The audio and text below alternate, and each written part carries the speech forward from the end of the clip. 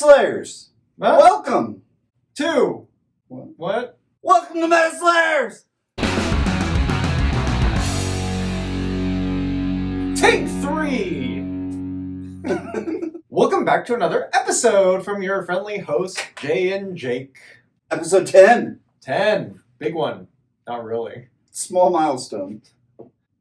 No, we're not touching tips. Okay. So, our last video, lots of controversy. Apparently. Yeah. It's okay to be wrong. We're not wrong. But it's okay for you guys to be wrong. Technically, everybody was right. Right. Alternatively, everybody was also wrong. Also correct in being wrong. Right. It was a good time, though. It drew up a lot of conversation, which is good, and that's how games should be played, especially games like Warhammer, where you have some discussions, a productive discussion about how you interpret things. Now, English as a language, much left to be the desired. And keep in mind, the rules writers don't speak English, they speak British. It's not the same. Great content on that one.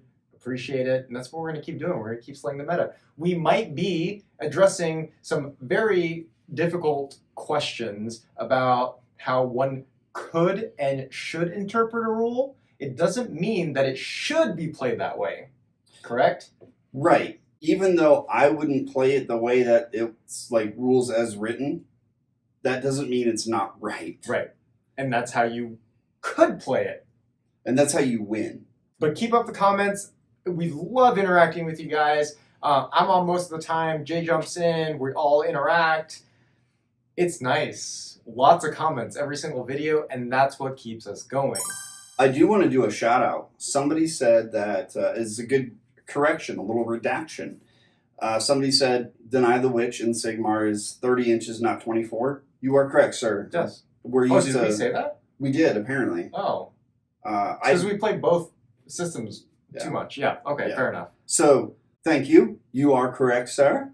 And we try to do a lot of fact-checking, but sometimes the nomenclature just kind of slips, and we revert back to another game, and next thing you know, we're misquoting, but our intention is the correct rule. I got into an argument with our buddy when we were playing the 40k game saying, no, you said, even you said, this is what occurs in the consolidation phase. Come to think of it, it was kill team rules. This is what happens if you play like 19 different games, and none of them are written well for rules. But whatever. Written perfectly. Written perfectly. They are written well, just not perfectly. Right.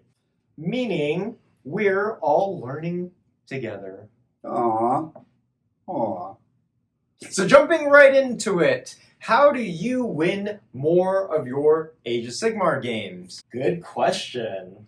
That's an easy answer. Suck less, do better. Scrub. I ain't got no scrubs. That's not getting cut. Sure isn't. But it's an interesting topic that gets brought up because who likes losing? Not him. I don't mind it. When we were going over tonight's notes, Jake brought up a very good point. Know your opponent's army better than they do. Yes.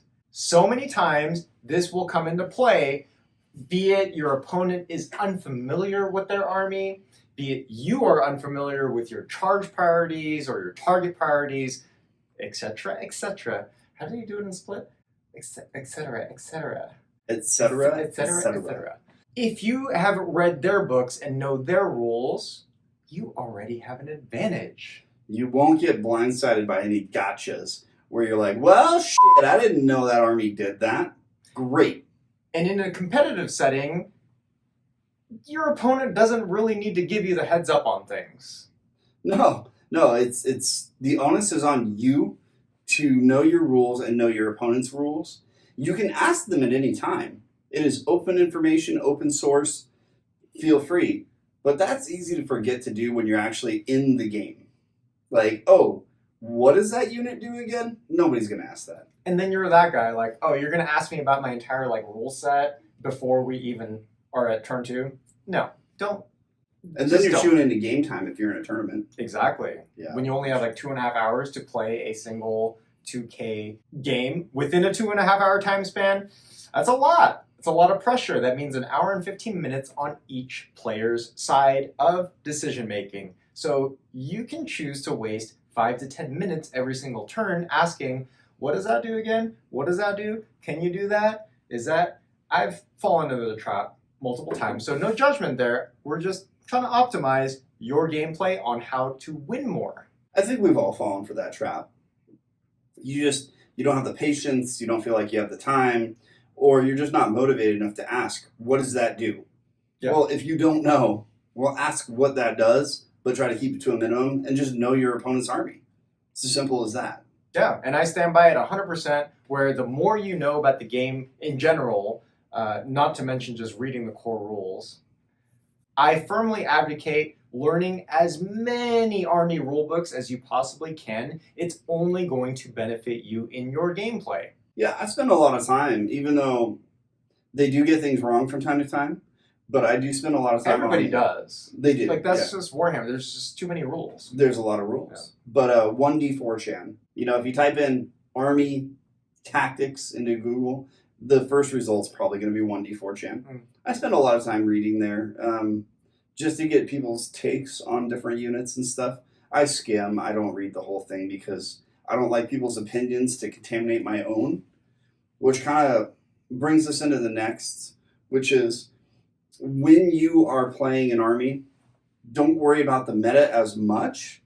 Play your army and focus on that, and you will get better at playing your army. Which brings us to our next point. Play an army that suits your own personality and style. Oh my God, yes. So the looks part, we covered this in, starting an army or jumping back into the hobby or starting the hobby in general. But you have to, first and foremost, you have to pick an army that you can aesthetically be attracted to, right? Secondly, when it comes to the gameplay perspective, you have to love the army and how it plays on the tabletop. You like artillery and shooting? Cool, play some shooty armies. You like melee? Play close combat armies. You like magic and wizards? Well, play Age of Sigmar. Play magic heavy armies is what I meant. You have to follow your playstyle, or else you're not going to enjoy the army that you're playing. True. Try to like shooting, though, as your favorite, just in general. Hey, Jake, what do you think the most important phase in the game is? Movement. Yeah. Without a doubt. It's hands down. There are more games lost in the movement phase than won. The big thing about Age of Sigmar 2 is that, also controversial, is where the community seems relatively split on the fact of double turn is a bad mechanic, double turn is a good mechanic, and there's, I guess, a few outliers that fall in between. But why is movement so crucial to your tactics and strategy is because you never want to set yourself up to get killed by a double turn. Right. Yeah, you got to watch the counter charges when you think you're going to not get the double turn and then you do and you fall short on movement because of that. Oh, it feels bad. Yeah. Feels bad. And not to mention just deployment in general with as many bubbles and area of buffs that you need to keep in mind as you're deploying your army, as well as if I don't get first turn or if I do get first turn, that's all contingent upon how you're going to move and place your army. That can make or break your game. You can lose games before turn 1. Yeah, misdeploying. Yes. Yeah.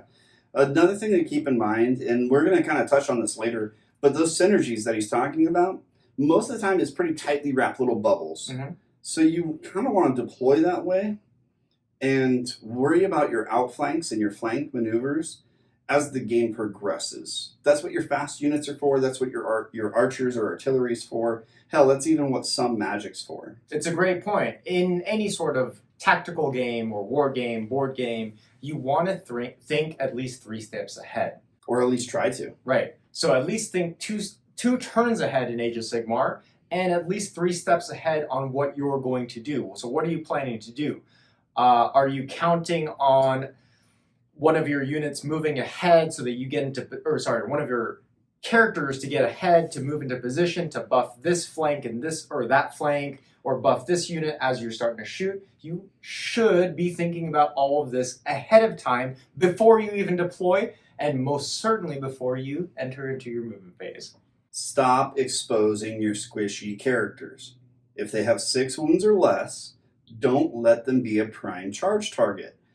I see it happen all the time. People have this little 6 wound or 5 wound guy. They think that it's like, oh, it has a feel no pain. It's fine. With as many mortal wounds that can be dished out in a magic phase, with as many arrows and bullets and cannon balls that can hit your face, yeah, -1 to hit, not that much of a benefit to keep your characters exposed. Remember your fight priorities. If something has already been attacked and they are safe, stop attacking back. Yes. It's one of the most common things that I see in the fight phase, and it disturbs me more and more every time because it's simple. Stop it.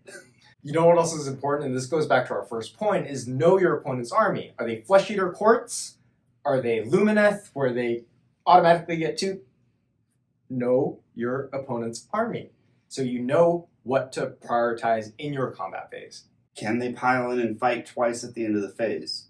That's an important one. Mm-hmm. Get your damage in early. That way that's going to be last on the priority, and then they have to waste their second attack on something that's already attacked. Right. So what I like to do is, number 1, I'll analyze. Let's say we have 3 fight orders that we can pick between. What am I going to delete here that synergizes most with the army that I am playing? Number 2, what would deny the opponent priority? Number 3, what has already fought, like Jay said, that is not at risk. It's irrelevant. You want to wipe out your threats as fast as possible, but most importantly, you want to play against play to the strengths of your army and against the weaknesses of your opponent's army. Which brings me to the next point. Minimize the amount of dice that you have to roll and maximize the amount of dice that your opponent has to roll, both offensively and defensively. I don't mind dice. He doesn't mind dice. But the more armor saves that your opponent has to make means the more that they have the potentiality to fail. I don't care if they have a 6-up save or a 2-up save. It doesn't make a difference. Make them roll the dice.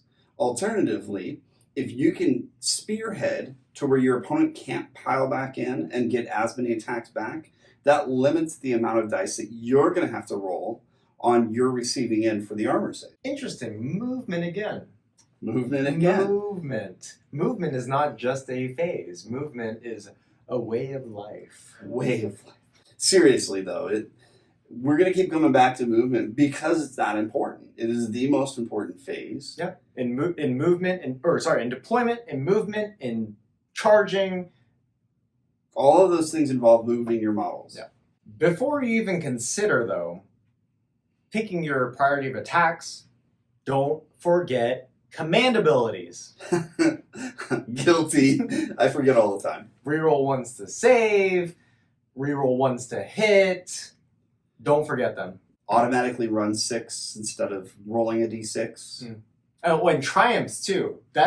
I don't actually know a lot of people that play that regularly or even remember that regularly. Carried on overloads. But in a normal game where like you're supposed to know, did you win, and trust your opponent on, did they win their last game? Did they lose their last game? It's a weird mechanic. I'm pretty sure is going to get it's going to get changed in 3rd edition. It's going to get changed. Right.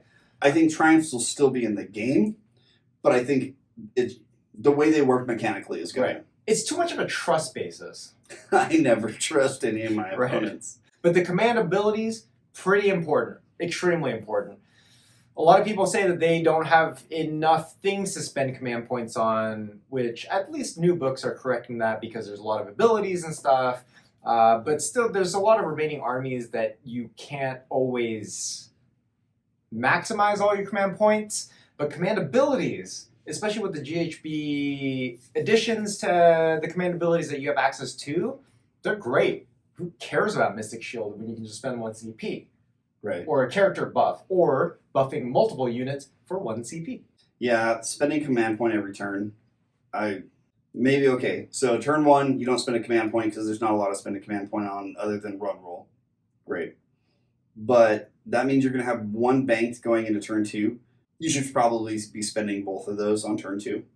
If not turn 3, you should be spending all 3. Mm-hmm. Past that, don't bank any. It's just a bad idea. You want to utilize them. We know what command points are worth. They're worth 50 points apiece.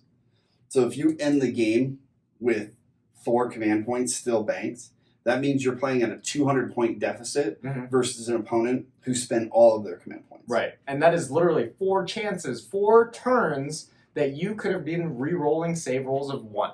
Right. Something simple. What are you saving it for? Use them. One other big thing that I try to advise people as much as possible is the list building phase, which isn't a phase.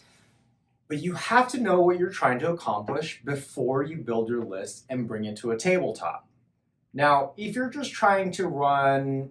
Okay, look, I'm no disclaimers. You're here and you're tuned in because you are interested in how to win more Age of Sigmar games.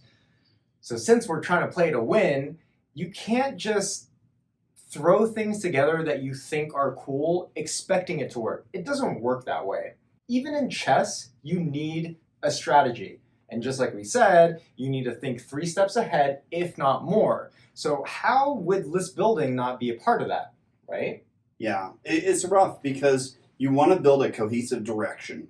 Something, I want my army to accomplish this. And battalions are a great place to start because the battalions dictate, hey, this is the core of your army led by, and this is how you're going to play. Sure. Building on the strength of your allegiance abilities. Remember to try to stay as flexible as possible, though. Amidst having a very cohesive list, your flexibility is going to come during gameplay. You have to think outside the box when it comes to certain units. Can they do multiple jobs at one time, or at least can they branch off from the basic strategy and do another job? Right. But ultimately leading to what is your goal as a general that you've set out for, and how are you going to accomplish that? You can't pivot mid-game. Well, I guess you can, but I've rarely seen it work. You can't pivot and go against the grain of what you've built in your list building. Yeah, there's not a lot of armies that give you that kind of levity, like the ability to do that. Right. The easiest way to win more games is actually by playing games. No! Play more. Play as much as you can. Play against anybody that you can, assuming you want to play with them, but just play the games. You can sit at home and theory craft and say, this sounds cool. You could probably build 25 lists and learn less than you would in running what you thought was good the first shot around and just play it one game. One game. Yeah, it's crazy. In Magic, they used to call it fish bowling, where you're playing against a fishbowl. They're not taking any actions. They're not doing anything. You're strictly playing your cards against nothing. You can do that all day with your army lists. Congratulations. You learned very little. But Warhammer in general, you have this human element to it too. There's a thing called Psych Hammer, and it really is a thing. You can potentially get into your opponent's head. Now, not suggesting that you hinge your entire strategy upon Psych Hammer, but it is a factor. So in a vacuum, yes, you can calculate, I should be able to do this to this and kill this and wipe that. It doesn't matter until you're on the tabletop. Admittedly, I do go a little deep into Psych Hammer. Yeah, you do. Numbers never lie. Trust in the math. Trust in your math. Says the Asian, promoting math. One good resource, no, I'm not going to say it's a good resource. One resource is Tabletop Simulator. Do you like Tabletop Simulator? Not really. Yeah, me neither. Because of the Psych Hammer component. Right.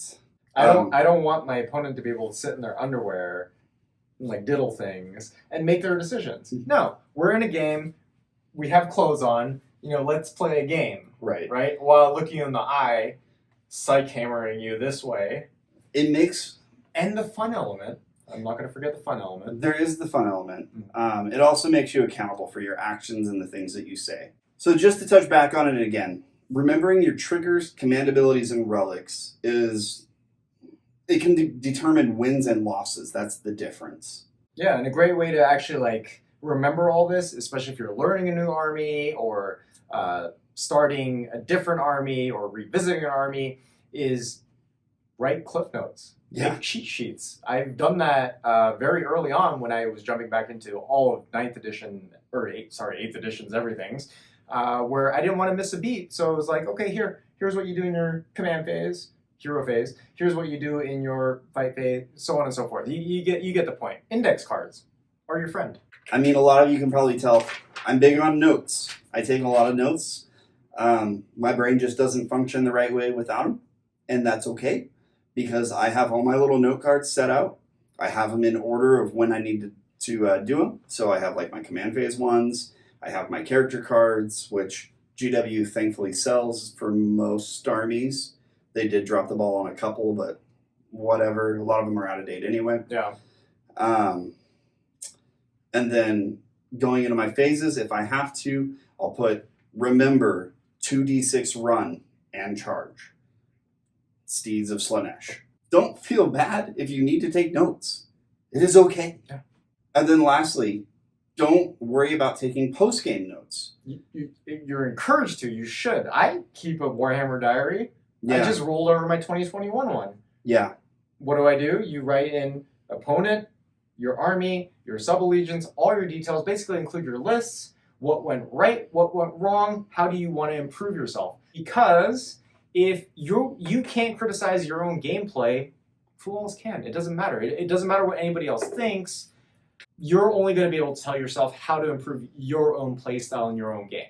And you should be your harshest critic. Yeah. You wanted to try a melee army and you just didn't jive with it? Okay. Number one, you can improve on it based on your notes. Or number two, don't play a melee army if that's not your style. Simple as that. But your diary, your Warhammer diary, will tell you that. I call mine a journal. It's a little more masculine. I don't care. Well, you made it this far yet again. It seems like you're the true homies. Cool news, we've got some collaborations with other channels in the works. This is pretty exciting. I'm excited. Pretty exciting. I mean, a lot of these guys are buddies of mine. And so just being able to have a sit and talk with some of my good friends. Right? Crazy. It's almost like we war game together, but they're all the way across the world. Who's going to be our next collab then? Oh, it's a secret. My bad. I thought this was a big reveal. Just kidding. You'll have to tune in. On that note, keep fighting for what you think is right. Keep slaying that meta. Like, comment, share, subscribe. Until next time.